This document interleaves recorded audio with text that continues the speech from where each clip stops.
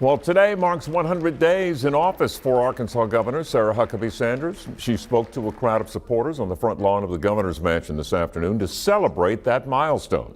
But before that speech, I got a chance to sit down with her one-on-one to talk about what she's learned in the first 100 days. And we started with possibly the most devastating moments she's experienced and had to navigate as the leader of the natural state, the aftermath of that EF3 tornado that hit on March 31st.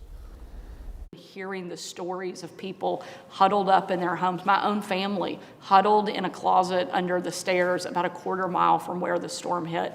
It just hits differently.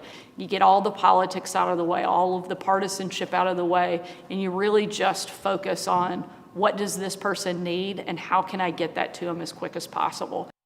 Another challenge for her in the first 100 days, a legislative session packed full of bold ideas. She points to education and prison reform as two of her administration's biggest accomplishments, but she admits it wasn't all smooth sailing. Does that mean it was perfect? Absolutely not. Does that mean that we didn't have, our fair of hiccups and shakeups along the way? You bet. But I think that what we were able to ultimately deliver is really going to bring about the change that most of us ran on and that, frankly, I think the people of Arkansas were demanding. And we also talked about her thoughts on her predecessor, ASA Hutchinson's bid for the presidency. I asked her what advice she would give him as he prepares to run.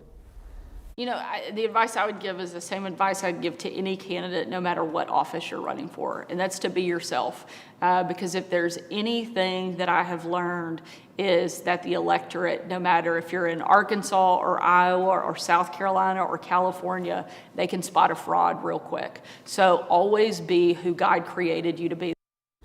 The governor and I also talked about her plans to address the burden of child care for working women in Arkansas and about her own children as their family moves into the mansion. You can watch our full conversation right now on THV11.com.